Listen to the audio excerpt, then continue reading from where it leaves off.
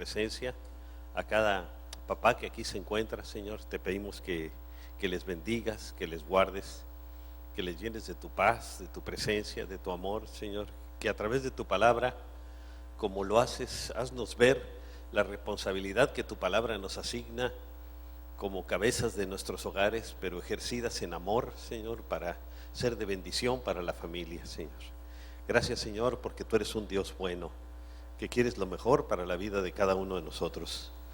Alabamos, bendecimos tu nombre y pedimos tu bendición, salud y fortaleza para cada padre que aquí se encuentra. Te lo pedimos, Padre, en el nombre de Jesús. Amén.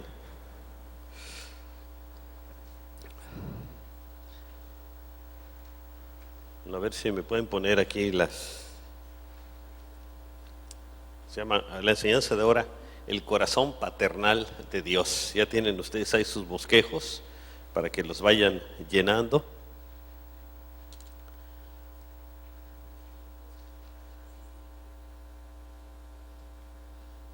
A ver si me ayudan a cambiarlo porque no se quiere cambiar aquí. Okay. Fíjense, en el Museo de Stedelijk en Ámsterdam, Holanda, hay un cuadro del pintor Karel Appel denominado El Hombre, donde aparece una figura humana pintada en colores oscuros que comunica mucha frialdad y dureza. No quiere hacer el cambio aquí, no sé si no sirva la batería. Sí sirve porque se... Ok. Originalmente el cuadro se llamó Mi Padre. Y fíjense, esto nos hace pensar qué clase de relación tenía el pintor con su padre, ¿no? A ver si me lo pueden cambiar, porque esto no está cambiando. Por favor, allá arriba, ¿no? Ok. Dice en Proverbios 4:4, mi padre me instruyó de esta manera: aférrate de corazón a mis palabras, obedece mis mandamientos y vivirás. El padre le enseñó que buscara a Dios a su hijo. Fíjense qué importante es eso, que los padres pasemos tiempo con nuestros hijos y los instruyamos en la palabra de Dios. Dios le da la principal responsabilidad al padre. A ver si Vamos a hablar de nuestra percepción de Dios. Fíjense, debido a la mala relación con su padre, la mayor parte de la gente no conoce a Dios como un padre amoroso, porque no tienen una imagen clara por parte de su padre terrenal. Y no conocen a Dios el Padre como un Padre amoroso al cual amar y en quien confiar. Yo recuerdo una persona hace muchos años, cuando yo tenía poco tiempo de convertido, una mujer que entregó su vida a Cristo y después le hablamos que Dios Padre la amaba. Dice, del Padre yo no quiero saber nada, yo quiero saber solo de Jesús. Y platicando con ella vimos que su padre había abusado de ella, imagínense, ¿no? Y tenía una imagen terrible, ¿no? Así que necesitamos, la gente tiene que ser sanada y restaurada, los que pasaron por situaciones de esas tan terribles, ¿no? La siguiente, dice en el Salmo 78, verso 8, y no sean como sus padres, generación contumaz y rebelde. Dice, está hablando del pueblo de Israel, de la generación anterior, generación que no dispuso su corazón ni fue fiel para con Dios su espíritu. Así fue esa generación. Y ahora parece que está al revés, las generaciones que siguen atrás como que están más rebeldes contra los padres, ¿verdad? Y contra todo. Ahora, el propósito de Dios, fíjense, es que lo conozcamos. Él quiere que lo conozcamos de una manera personal, que lo amemos, ¿no? Que le obedezcamos y que vivamos en santidad y nos amemos unos a otros. Dice en Efesios 1, 4 y 5, Dios nos escogió en Él, fíjense, a través de Jesús, desde antes de la creación del mundo, para que seamos santos y sin mancha delante de Él. Hay un escogimiento, pero fíjense, ¿para qué? Para que seamos santos y sin mancha delante de Él. En amor nos predestinó. Aquí vemos que hay una predestinación, ¿no? ¿Pero para qué? Para ser adoptados como hijos suyos por medio de Jesucristo, según el buen propósito de su voluntad. En mexicano, porque le dio la gana, ¿no? Al Señor. Así que qué bueno, ¿verdad? Fíjese, sin embargo, nuestro egoísmo y nuestras propias heridas emocionales nos impiden ser las personas que nuestro Padre Celestial desea que seamos. Ahora, Jesús honra a su Padre purificando a la iglesia. Y lo mismo debemos hacer nosotros con la familia, ¿no? ¿Para qué dice en Efesios 5:27? Para presentársela a sí mismo, fíjense, como una iglesia radiante, sin mancha ni arruga, ni ninguna otra imperfección, sino santa e intachable. Así el padre tiene que presentar a su familia delante de Dios, ¿no? Por eso tiene que orar por ellos, tiene que interceder por ellos, tiene que bendecirlos, ¿no? La falta de amor, la violencia intrafamiliar, la dureza excesiva, el abuso infantil y el divorcio han provocado falta de comunicación y muchas heridas emocionales en muchas personas, provocando que tengan un concepto equivocado de Dios. Entonces tienen otra imagen de Dios por la imagen del Padre terrenal que tienes. Y muchas veces hasta cierto resentimiento y rechazo que se refleja en sus rostros. Les dije que en una prisión en los Estados Unidos, el Día de la Madre, repartieron tarjetas y les faltaron. Había como 6,000 presos y ellos se llevaron unas 2 o 3,000 y tuvieron que necesitar más para que los presos le enviaran a sus mamás. Y el Día del Padre pidieron muchas y ¿saben qué? Solo pidieron 4. Y a los demás los interrogaron para saber qué pasaba. Y dicen, la mayoría dijeron, estoy en la cárcel por culpa de mi padre, ¿no? Qué tremendo, ¿no? Así que, y sin embargo, fíjense una cosa, en estudios que se han hecho, los padres judíos, en proporción a la cantidad de gente que son, por ejemplo, en los Estados Unidos, son los que tienen, había solo 13 en una prisión, donde hay más de 500,000 de judíos, solo 13 judíos, padres judíos metidos ahí. ¿Por qué? Porque muchos de ellos, aunque sea por tradición, siguen las enseñanzas de la palabra de Dios y se las enseñan a sus hijos. Y eso le ayuda a cambiar a la persona, ¿no? Dice la Biblia, en la falta de amor, todo lo que ha pasado ha provocado falta de comunicación, muchas heridas emocionales. En muchas personas ha provocado que tengan un concepto equivocado de Dios, ¿no? Y hasta cierto resentimiento y rechazo, y eso lo reflejan en sus rostros. Por ejemplo, yo a veces veo a una mujer, una pareja que entra y la mujer toda triste, pues ya me imagino cómo la da de tratar este ingrato, ¿no? Porque la gente refleja en su rostro lo que vive, ¿no? Y vean lo que dice la Escritura en Proverbios 15:13, el corazón alegre se refleja en el rostro, ¿no? Y el corazón dolido deprime el espíritu, pero también se refleja en el rostro, ¿no? Y deprime el espíritu. Entonces una persona que anda con depresión. Ahora, vean esto, Dios quiere restaurarnos mediante el poder sanador de su amor. El deseo de Dios es restaurarnos, es sanarnos.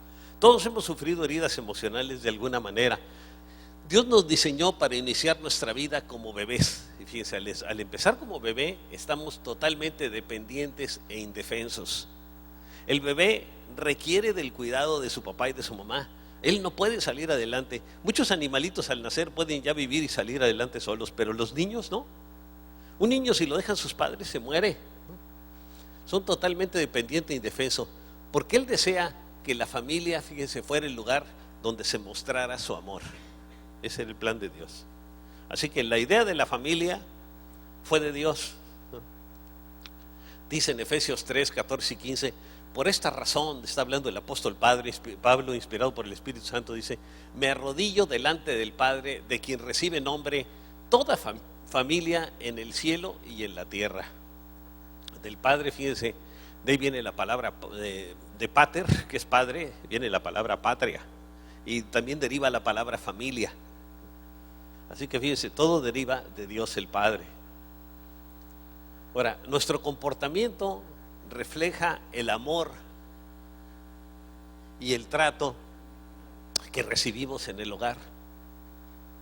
Así que esto es tan importante. A mí algo que me da tristeza es ver a cristianos que son bien entregados, pero que sus hijos son un desastre, se portan malísimo en todos lados, y los papás no hacen nada ni dicen nada. Digo, pues ¿qué les están enseñando a sus hijos? No los están disciplinando. ¿Y saben qué? Están formando delincuentes hijos de cristianos. A los hijos hay que disciplinarlos. A nosotros nos ha funcionado muy bien. Tuvimos que disciplinar a nuestros hijos y la familia ve bien. Es importante hacerlo como dice la palabra. Mis hermanos no disciplinaron a sus hijos y mucho desastre hay ahí. Qué bueno que ahorita nos trae mi hermana, pero lo va a oír en la tercera, ¿no? Ahora, los hijos son una herencia del Señor. Fíjense, esto es lo importante. Los hijos no son nuestros, son de Dios, nuestros hijos. Y son una herencia que Él nos da para que hagamos algo con ellos, para que los formemos como hombres y mujeres de Dios, ¿no? Los frutos del vientre son una recompensa. Tiene que verlo así. Su hijo es una bendición. Nunca le diga a su hijo que es tonto, que no sirve para nada, que es un inútil, porque lo va a destruir. Para un niño es muy importante las palabras que salen de su papá y de su mamá, y luego de los maestros o de cualquier otra autoridad. Pero de los padres es importantísimo.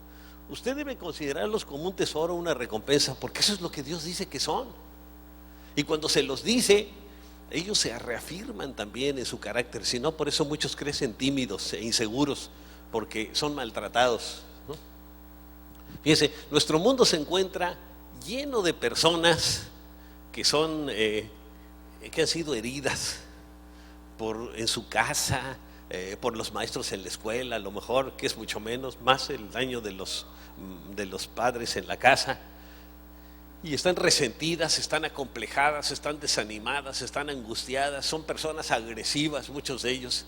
Ve lo que dice en Proverbios 18:14: el ánimo del hombre soportará su enfermedad, mas ¿quién soportará al de ánimo angustiado? O ven una gente que siempre se queja, que siempre está angustiada, uno le saca la vuelta.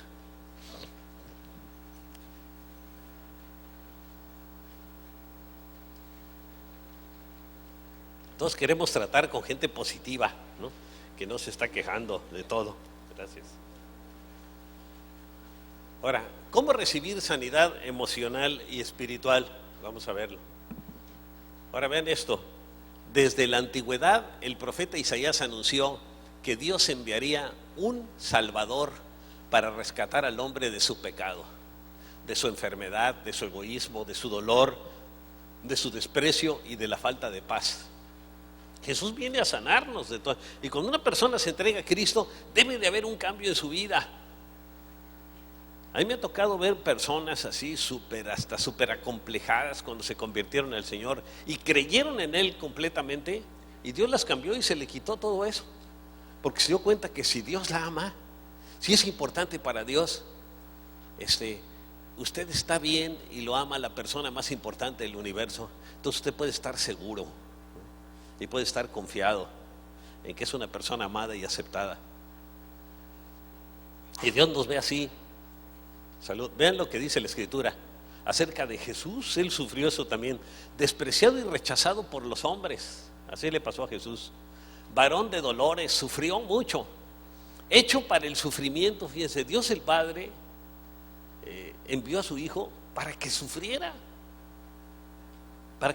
por nosotros, ¿no? Él fue hecho para eso, para venir a morir. De Cristo, desde que nació para morir por ustedes y por mí. Dice, esa fue la razón. Hecho para el sufrimiento. Dice, todos evitaban mirarlo cuando fue golpeado, maltratado. Imagínense cómo se veía. Fue despreciado y no lo estimamos. Ciertamente Él cargó con nuestras enfermedades y soportó nuestros dolores, nuestras dolencias, pero nosotros lo consideramos herido y golpeado por Dios y humillado. No que Dios lo golpeara directamente, pero Dios permitió que eso pasara. ¿Para qué? Para salvarnos, lo permitió. Fíjense, permitió que su Hijo sufriera para salvarnos a nosotros. Y a veces nosotros, muchas veces como padres, no permitimos que nuestros hijos sufran cuando hay que darles unas 2 o 3, ¿no? Dicen, no, pobrecito, ¿no? Los derechos humanos ahora. Los derechos humanos como que se han salido del lugar, se los digo con todo respeto, pero cuidan más a los criminales que a la gente normal, ¿no? Quizá, claro que hubo abuso antes, pero ahora el abuso está siendo por ese lado, ¿no? Fíjense, esa sanidad que trae Jesús abarca tanto la culpabilidad de nuestro egoísmo, porque nosotros nos sentimos culpables por nuestros pecados, pero el Señor nos sana como sus consecuencias, heridas y cicatrices en nuestra personalidad y emociones. Todo eso lo quiere sanar el Señor. Todas las heridas que tenga las quiere sanar el Señor. Vean, en Jesús dice en Isaías 53:3, despreciado y rechazado por los hombres, varón de dolores, hecho para el sufrimiento. Todos evitaban mirarlo, fue despreciado y no lo estimamos. ¿Cómo quedó? Y el Padre lo permitió por amor a nosotros. Ahora, la Biblia describe la sanidad y liberación que traerá el Mesías prometido en el futuro. Ven lo que dice en Isaías 61, verso 1. Esto fue más o menos 700 años antes de Cristo. Dice: el Espíritu del Señor Omnipotente está sobre mí, dice el profeta Isaías. Pero está hablando del Mesías. Es una palabra mesiánica de lo que el Mesías iba a hacer en el futuro. Por cuanto me ha ungido para anunciar buenas nuevas a los pobres, me ha enviado a sanar los corazones heridos, a proclamar liberación de los cautivos y libertad a los prisioneros. De hecho, Jesús, cuando empezó su ministerio ahí en una sinagoga en Nazaret, empezó leyendo esta escritura y se la aplicó a él, ¿eh? Así que era una escritura mesiánica. El rey David profetizó la sanidad que el Mesías, o sea Jesús, traería. Esto lo dijo 1000 años antes de Cristo. Dice: el Señor está cerca de los quebrantados de corazón. Fíjese, si usted está quebrantado de corazón, el Señor está cerca de usted y salva a los de espíritu abatido. Muchas veces el abatimiento, la congoja, el sufrimiento nos hace reconocer más nuestra necesidad de Dios. Cuando todo va bien, como que no reconocemos nuestra necesidad de Dios, pero cuando pasamos problemas, reconocemos nuestra necesidad de Dios. Nomás les pongo el ejemplo. Yo tuve un jefe que se reía de que yo era cristiano, pero un día le dijeron que tenía cáncer. ¿Y saben qué? Háblame de Dios. Se le quitó lo ateo. ¿Por qué? Porque tuvo una necesidad que antes no tenía, ¿no? Tenía que buscar ayuda de algún lugar. Dice la Escritura: muchas son las angustias del justo, pero el Señor lo librará de todas. Muchas son, van a venir muchos problemas. De hecho, Jesús promete, dice: en el mundo tendréis aflicción. Esto no lo predica mucha gente, pero yo se los digo porque la Biblia lo dice. Jesús lo dijo: en el mundo tendréis aflicción, en el Evangelio de San Juan, pero confiad, yo he vencido al mundo, dice. Ahora, Jesús vino a salvar, sanar y restaurar. Todo eso vino a hacer Él. Dice: Él sana a los quebrantados de corazón y venda sus heridas. Toda persona que tiene problemas se puede acercar al Señor. Desde la antigüedad se acercaban a Él y Él los sanaba, Él los restauraba, Él los bendecía, ¿no? Muchos piensan: ¿por qué permite Dios el sufrimiento y tantas catástrofes en el mundo? A mí me lo han preguntado mucho como pastor. Es una pregunta que mucha gente tiene, ¿no? Y fíjense, aquí me encontré, en la Biblia vienen las respuestas a todo, ¿eh? En Isaías 25, 5 y 6 dice: y la tierra se contaminó bajo sus moradores, porque traspasaron las leyes, falsearon el derecho, quebrantaron el pacto sempiterno, es el siempre eterno con Dios.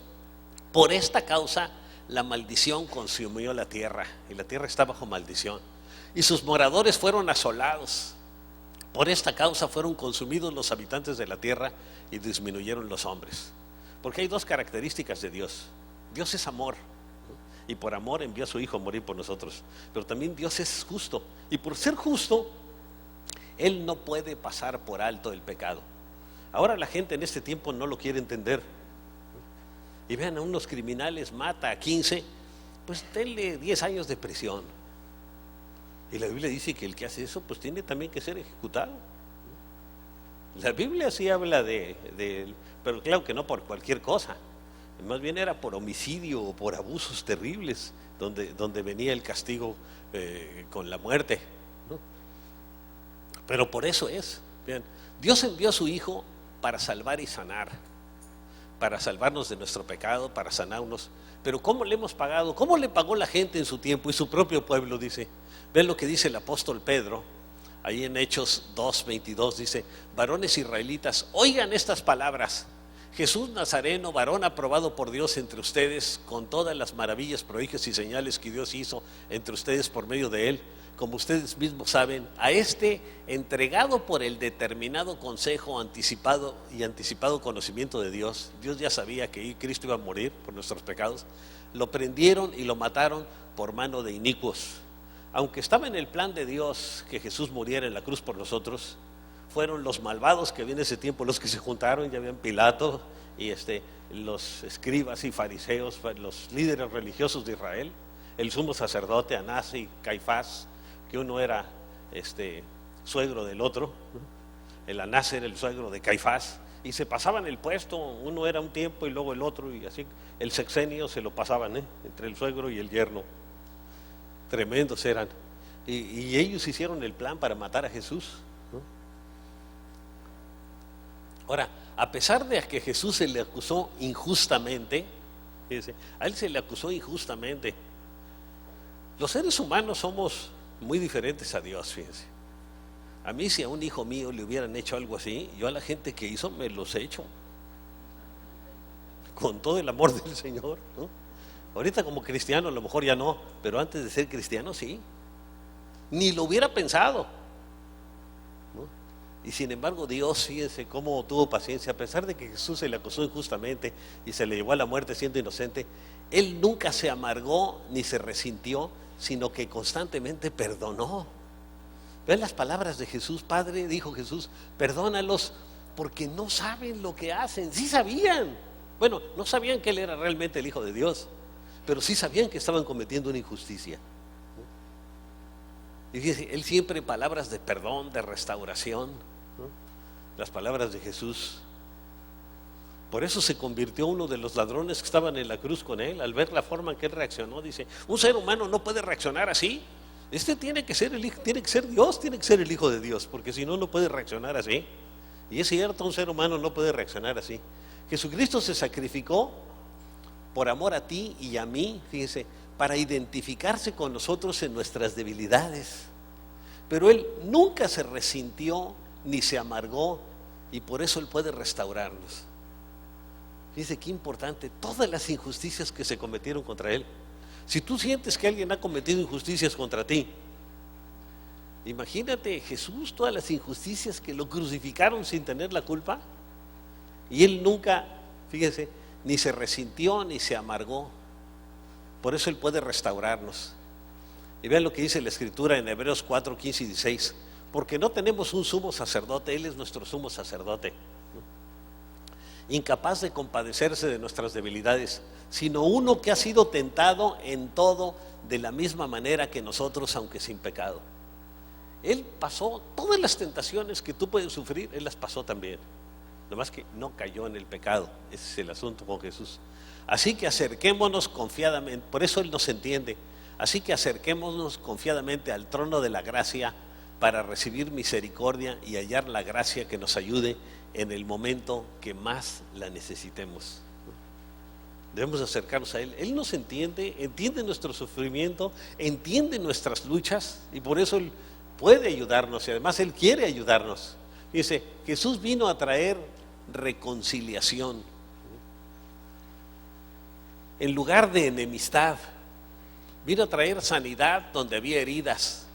Vino a traer aceptación al que se siente rechazado, ¿no?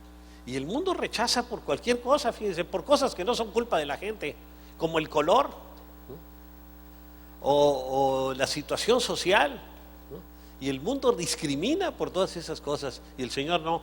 Parece que al Señor le gusta de todos colores y sabores, ¿no? Por eso Él hizo gente de todos colores y sabores. Y sin embargo los seres humanos discriminamos, pensamos que lo que somos nosotros es lo mejor, ¿no? Pero vino a traer, fíjese, a sanar al herido, aceptación al que se sentía rechazado, perdón al resentido y restauración al quebrantado. Y esa restauración comienza en la propia familia. Donde debemos enseñar a nuestros hijos a que sean restauradores es en nuestro propio hogar. Nosotros como padres, siendo con ellos así, con el ejemplo, les vamos a enseñar a nuestros hijos. Un hijo, ¿dónde va a aprender el amor? Pues del amor que vea entre su papá y su mamá. Si entre el papá y la mamá están como perros y gatos, ¿no? Pues imagínense, los hijos aprenden, pues cuando yo me case, me voy a comprar mis buenos guantes, ¿no? para empezar el pleito, ¿no? Y así se aprende en la familia. En la familia se va a aprender restauración. Vean lo que dice el último versículo del último libro del Antiguo Testamento. En Malaquías 4:6 dice, Él hará volver el corazón de los padres hacia los hijos. Está hablando de Elías, ¿no? Y el corazón de los hijos hacia los padres. Porque estaba hablando que en los tiempos finales iba a haber mucha falta de comunicación entre padres e hijos. No sea que yo venga y hiera la tierra con maldición. ¿Cuál es la maldición? En el Nuevo Testamento habla de los rebeldes y todo en el Evangelio de San Lucas. La maldición es la falta de comunicación entre padres e hijos, la rebelión. entonces se va a manifestar la rebelión de una manera tremenda. ¿Qué es lo que estamos viendo ahora? Vean, en el país que más cosas se les han dado a los hijos es en los Estados Unidos, y donde la rebelión está peor es ahí. Estaba leyendo un artículo antier en el periódico que hacía una comparación. Dice, en Estados Unidos por cada 100,000 habitantes hay más de 5,500 presos en las cárceles. En el Japón, por cada 100,000 habitantes hay 37 presos. Dice, en el Japón. ¿Y saben por qué? Porque en la familia, al hijo que cae en la cárcel, le cortan la comunicación, lo consideran una desgracia. Entonces los hijos no quieren sentirse echados fuera de la familia, sino quieren sentirse aceptados. Claro, si no fue culpa de él, lo van a cuidar, pero si fue culpa de él, lo hacen a un lado. La esposa, la familia, todos lo hacen a un lado, ¿no? Entonces ellos no quieren que eso pase.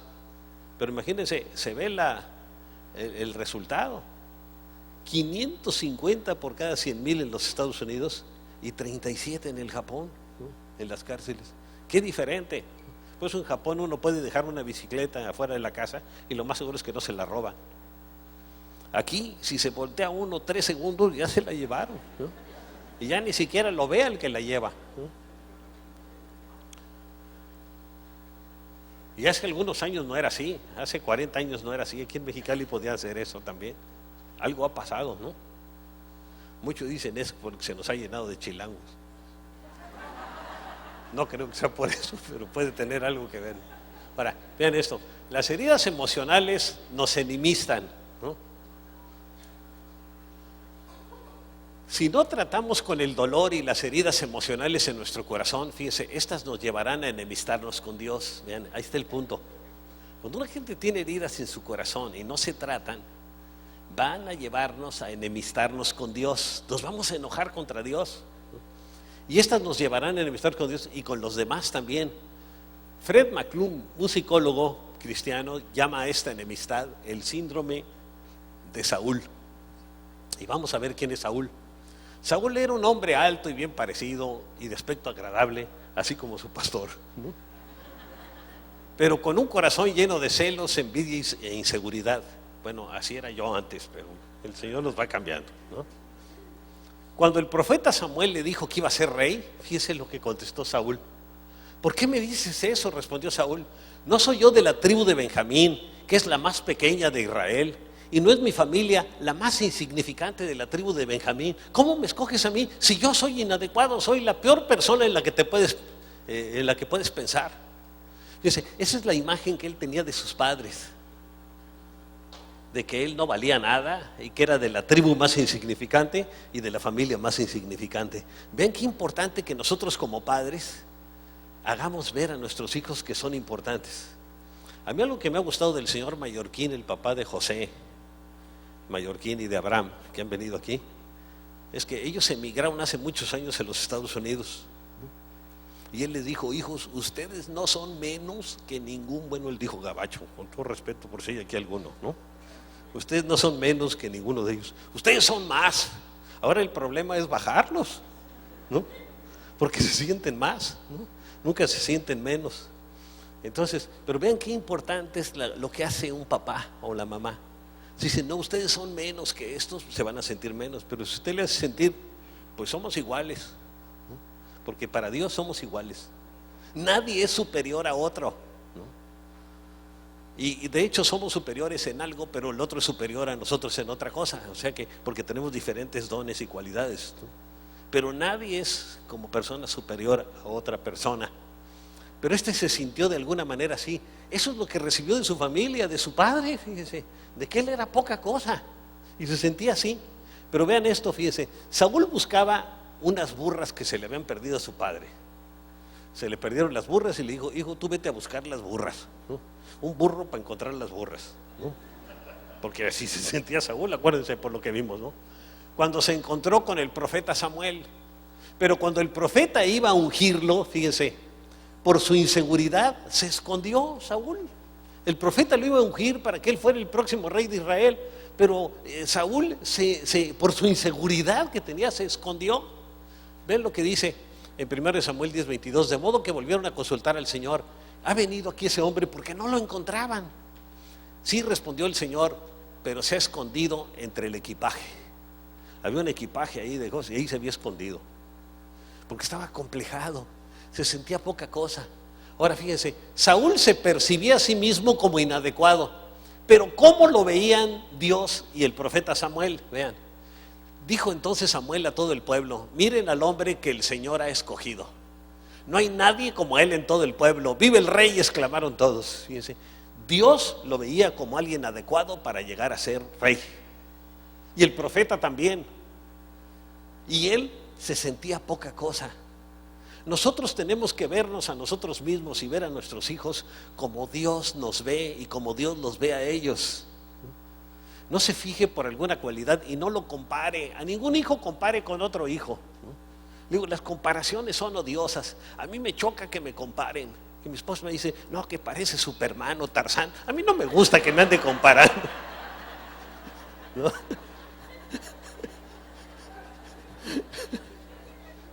Bueno, y menos una comparación negativa, ¿verdad? Así que acuérdense de que no hay que compararse, ¿no? En un principio, esa risa de eso. En un principio el rey Saúl dependió de Dios, fíjense, él estaba dependiendo de Dios. Y con su ayuda derrotó a los amonitas. Inmediatamente cuando él lo nombraron rey, lo atacaron las amonitas. Siempre que recibimos una bendición de Dios, va a venir un ataque del enemigo, de Satanás, en cualquier forma, en una tentación, en alguna manera. Así que él lo nombran rey, él iba a estar contento, no. Ahí es donde empiezan los problemas, ¿no? Y lo atacaron los amonitas, el rey de los amonitas. Pero dice la escritura en 1 Samuel 11:11: al día siguiente, antes del amanecer, Saúl organizó a los soldados en 3 columnas. Invadieron el campamento de los amonitas e hicieron una masacre entre ellos hasta la hora más calurosa del día. Los que sobrevivieron fueron dispersados, así que no quedaron 2 hombres juntos. Destruyeron a todos sus enemigos. Él se sentía poca cosa, pero dependió de Dios, confió en el Señor y derrotó a un ejército más poderoso que el ejército de Israel. Ahora vean esto, más adelante, al ser atacado por los filisteos, Saúl presentó a Dios el sacrificio que solo le correspondía presentar al profeta Samuel, ¿no? Y por eso Dios se desagradó de él, porque estaba haciendo una función que no le correspondía. Uno no se puede nombrar algo, como a algunos les gusta nombrarse pastores, ¿no? Dios llama a las personas, se le va poniendo un sentir, lo va confirmando a través de otros. No es porque a mí se me antojó ya, ¿no? Y lo va a confirmar, Dios tiene que confirmarlo. Ese sacrificio solo le correspondió ofrecerlo al profeta, y por ello Dios se desagradó de él. Y vean lo que le dijo: eres un necio, le dijo Dios a través del profeta Samuel. Le replicó Samuel: no has cumplido el mandato que te dio el Señor tu Dios. El Señor habría establecido tu reino sobre Israel para siempre. Fíjense qué tremendo, o sea, sobre ti y tus descendientes. Pero ahora te digo que tu reino no permanecerá. El Señor ya está buscando un hombre más de su agrado, pues tú no has cumplido su mandato. Y fue donde Dios buscó a David, al rey David, que llegó a ser el mejor rey de Israel, ¿no?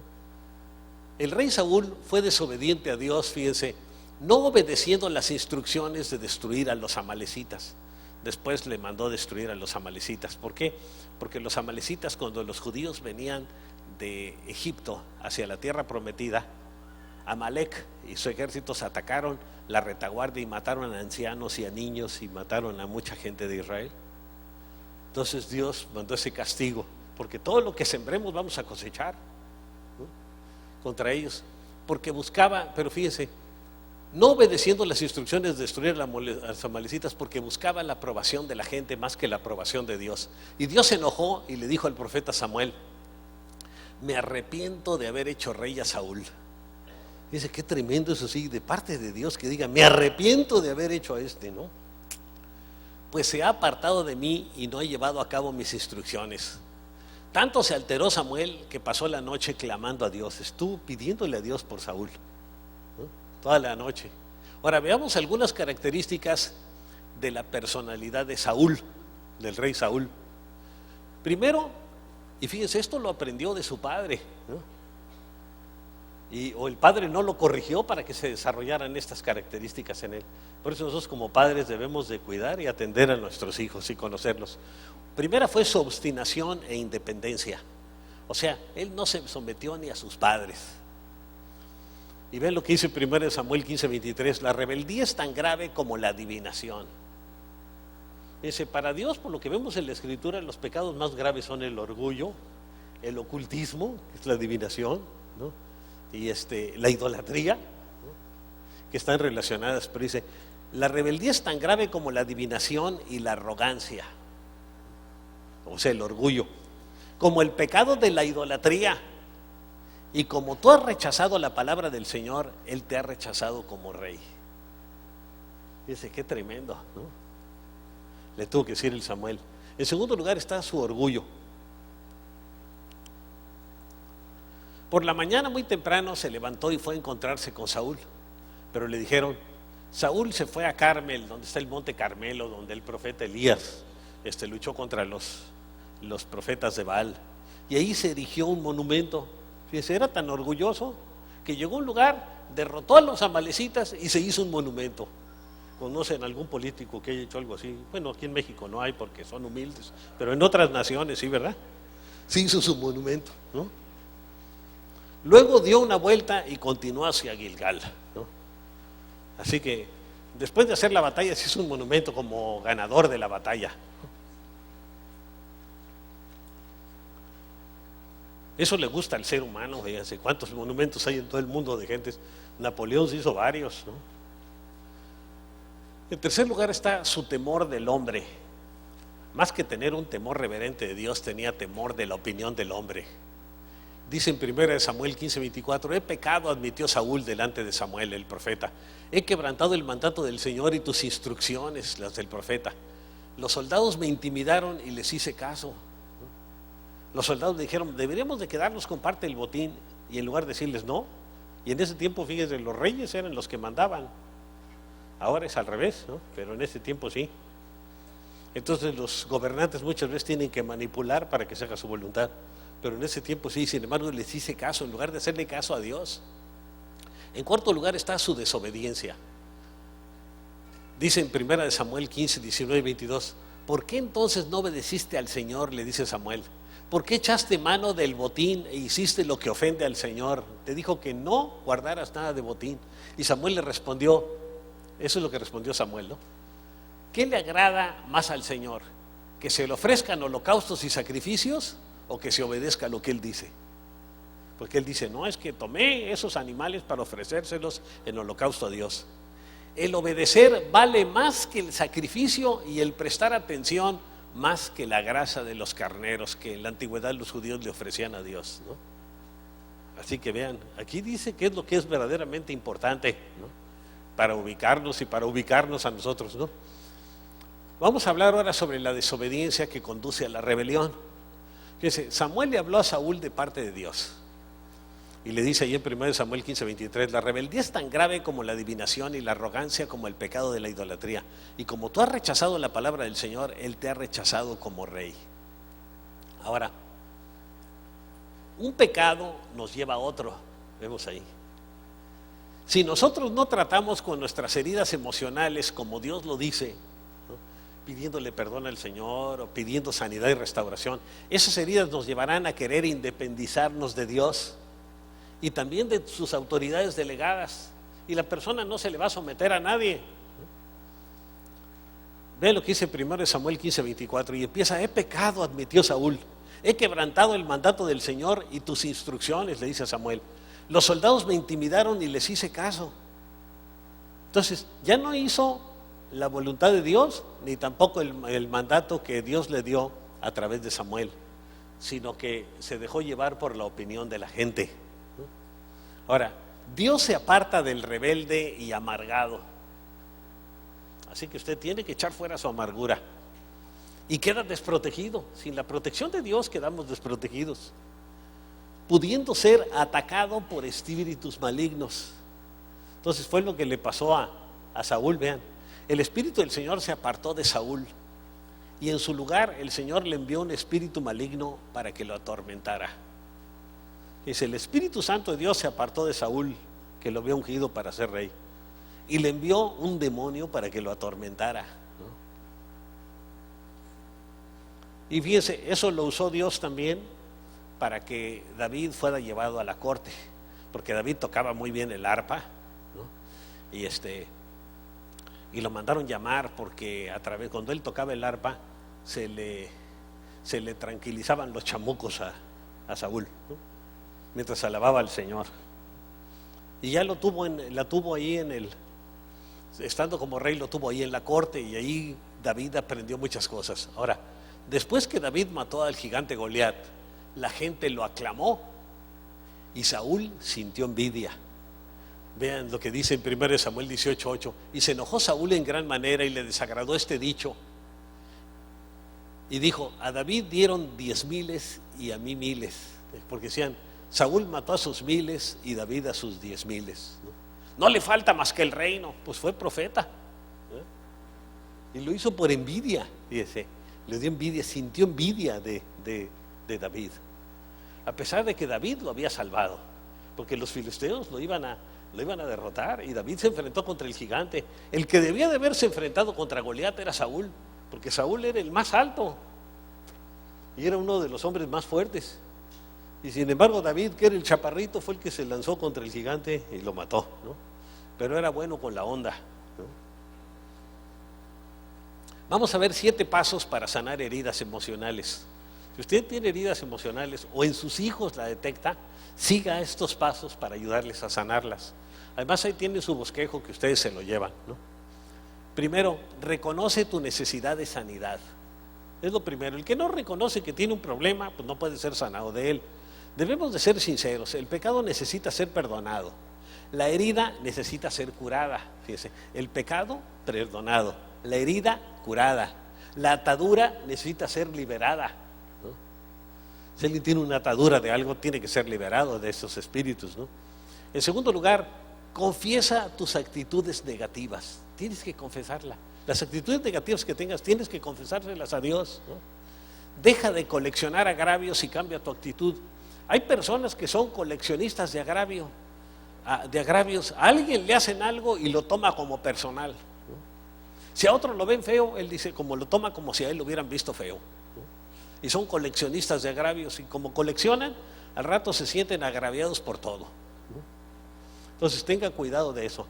Confiese sus actitudes negativas. Yo hice esto. Al Señor lo que le gusta es que reconozcamos. Fíjense, Adán, cuando Dios lo confrontó, le dijo, y Adán, ¿por qué caíste en este pecado? La mujer que me diste le echó la culpa a la señora, ¿no?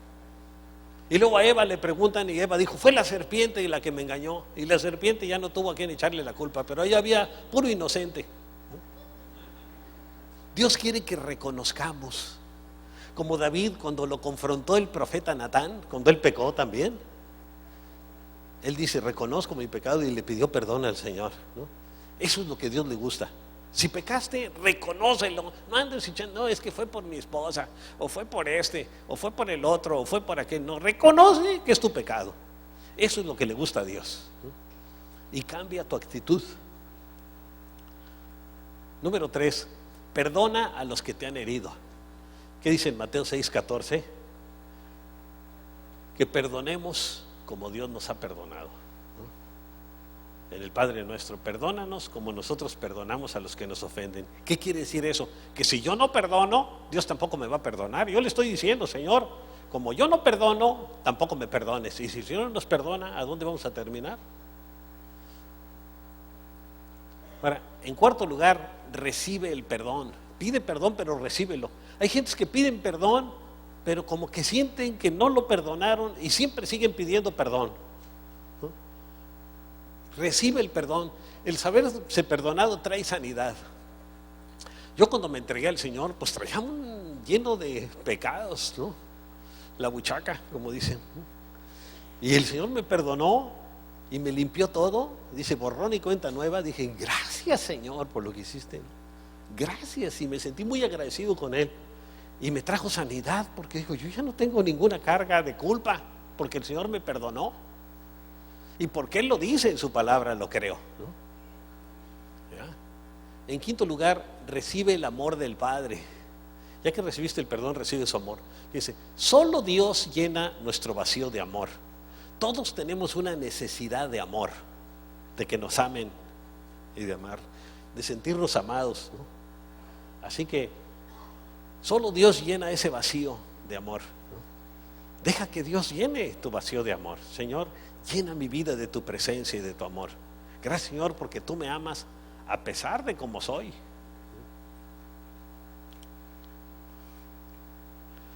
Yo le dije al Señor, Señor, pues tú sabes la clase de bicho que soy, pero tú me perdonaste, gracias, ¿no?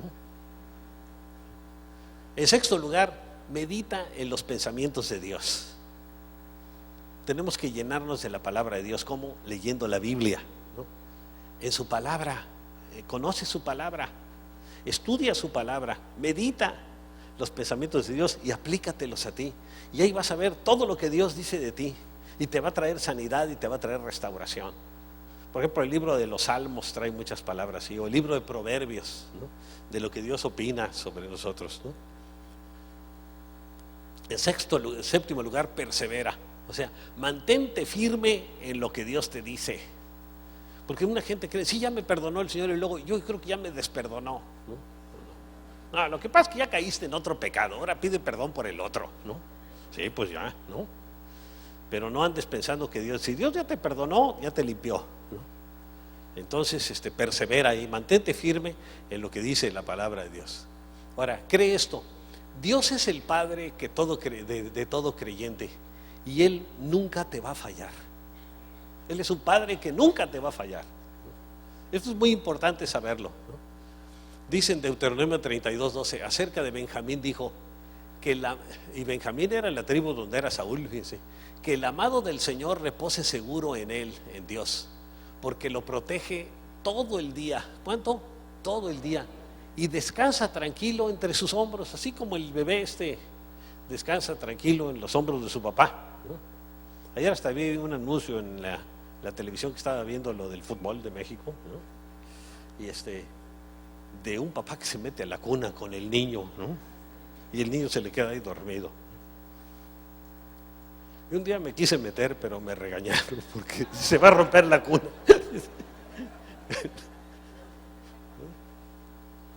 Bueno, pero fíjense qué bonito, ¿no?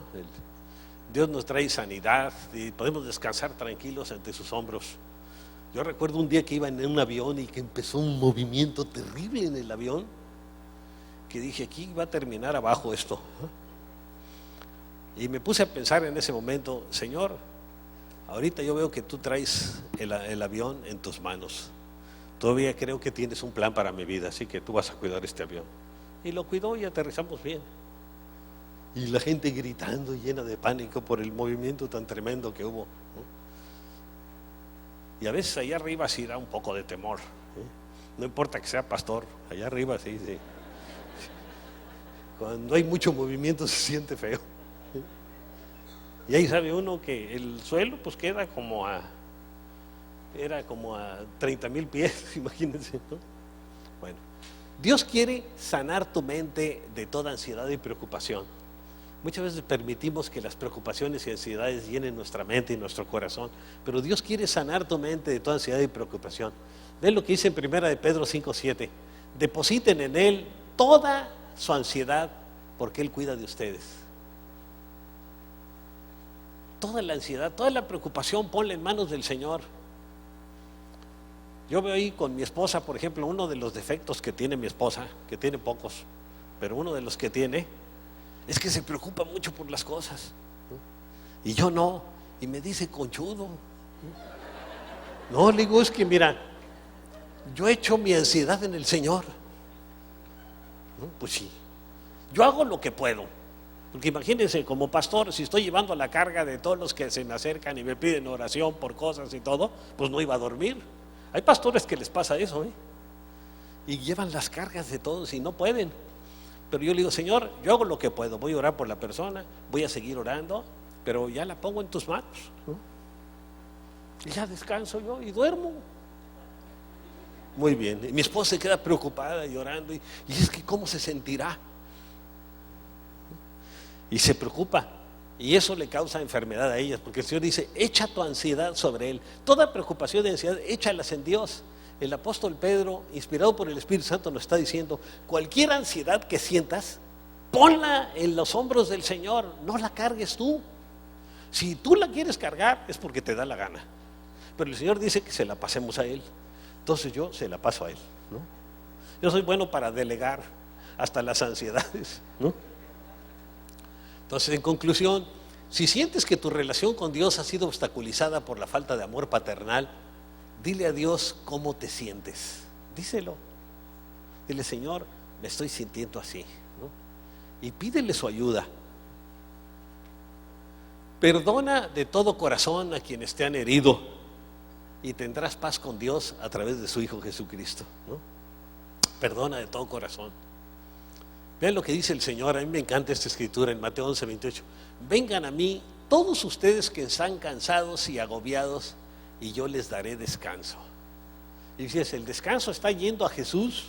Vengan a mí, carguen con mi yugo, o sea, sométanse a mí y aprendan de mí, de mi carácter, de cómo yo soy. Pues yo soy apacible y humilde de corazón y encontrarán descanso para su alma. Así que si anda abrumada, busque al Señor, descanse en el Señor y el Señor le va a dar su paz y lo va a llenar de su amor y de su presencia y se va a sentir usted bien, ¿no? Vamos a orar, ¿no? Padre, queremos venir delante de tu presencia en este día, Señor, reconociendo nuestra gran necesidad de ti, Señor. Y Padre, ayúdanos, Señor, en cualquier herida emocional que tengamos, Señor, ayúdanos a reconocer nuestra necesidad de sanidad, Señor. Si tengo un pecado contra ti, Señor, saber que tú me lo perdonas, Señor, y que necesito ser perdonado. Si tengo una herida, que esa herida necesita ser curada y solo tu Hijo Jesús puede curarla. Si tengo una atadura en mi vida, necesito ser liberado, Señor, de esa atadura. Señor, yo te confieso mis actitudes negativas en este momento, Señor, y cambio mi actitud. Ya no quiero tener una actitud negativa, sino una actitud positiva, como lo dice tu palabra. Yo perdono a toda aquella persona que me ha herido y lo hago de corazón, Señor, porque tú dices en tu palabra que si yo perdono, tú también me vas a perdonar y yo voy a ser el más beneficiado cuando perdono. Y Señor, yo recibo tu perdón porque creo que me has perdonado. Y sé, Señor, que al recibir tu perdón estoy recibiendo sanidad. Y yo recibo el amor del Padre Celestial. Gracias, Señor Jesús, porque tu palabra dice en Juan 3:16 que Dios el Padre me ama. Dice, porque de tal manera amó Dios al mundo, Dios el Padre, que ha dado a su Hijo unigénito, que es Jesús, para que todo aquel que en Él cree no se pierda, mas tenga vida eterna. Yo recibo tu amor, Señor, y recibo a tu Hijo, Señor, que es la mayor manifestación de tu amor para mi vida. Y Señor, te pido que tú llenes ese vacío de amor que hay en mi corazón, Señor. Que solo contigo, con tu presencia, Señor, me pueda yo sentir totalmente sanado y restaurado, Señor, sabiendo que tú estás viviendo en mi corazón y que tú me amas y que tienes un plan precioso para mi vida. Ayúdame, Señor, de ahora en adelante a ya no meditar en las cosas negativas que me sucedieron, sino meditar en lo que dice tu palabra, en todo lo que tú dices acerca de mí, Señor, para que mi vida sea sanada y restaurada.